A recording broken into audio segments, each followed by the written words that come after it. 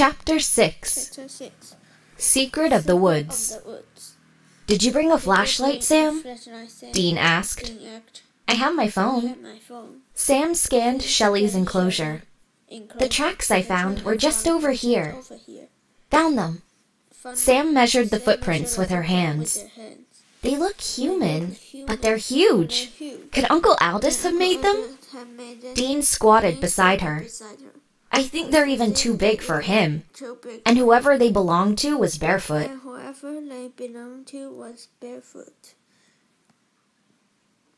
The footprints were wide and deep.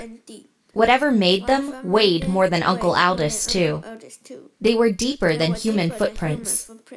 Sam followed the footprints with her light. They led into a clearing. Caw! Caw! Caw! The crows are back. Do you think they are trying to tell us something? Do you think they are trying to tell us something? Dean asked. Maybe, Sam said. But unless they're going to tell me who these footprints belong to, we've got to keep looking. Sam pushed forward, leaving her brother and the crows to follow. Tall trees pressed around her. The woods grew thicker and darker the farther she walked. Hey, look at this. Dean pointed to brown fur stuck to a low branch. They were getting closer. Let's go a bit farther. Sam ducked under a low branch. Light was fading. She picked up the pace. Suddenly, Sam stopped. Do you hear that? What? Dean replied. It's completely quiet. Exactly. All of the normal woodland noises were gone. Up ahead was what looked like a large bird's nest. But it was on the ground. I think this is what we're looking for. Sam said. Whoosh! Suddenly, a dark blur crashed through the trees and threw Sam to the ground.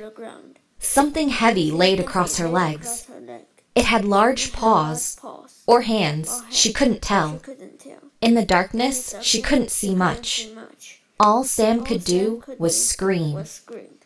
Caw! Caw! Caw! Caw! Suddenly, the crows were back. They stormed her attacker. Sam felt the weight lift off her. She scrambled to her feet. The crows surrounded a large figure. It was much taller than Uncle Aldous. Dean and Sam raced back to Uncle Aldis's. But out of the corner of her eye, Sam saw the crows chasing a tall, furry person or thing.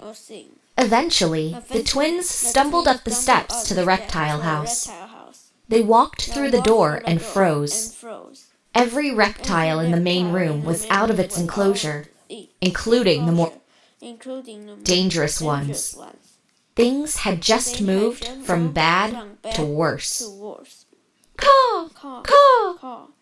A black shape swooped in and out the house. Caw! The bird is warning us. Sam looked out the door. That creature is headed this way. Slam. Sam shut the door. Upstairs. We've always been safe there. Sam zigzagged through the reptiles. Her heart pounded. They raced through the stairway door and up to the landing. Did you lock the door at the bottom of the stair? Sam asked, opening the door. Dean's eyes widened. I forgot. There's no time. Downstairs, the frightening noises had begun. Yow! Hiss! Hiss! Yow! Dean pulled Sam into their uncle's room and slammed the door. Lock the door and keep quiet, Uncle Aldous suddenly demanded. That thing below works on sound and smell.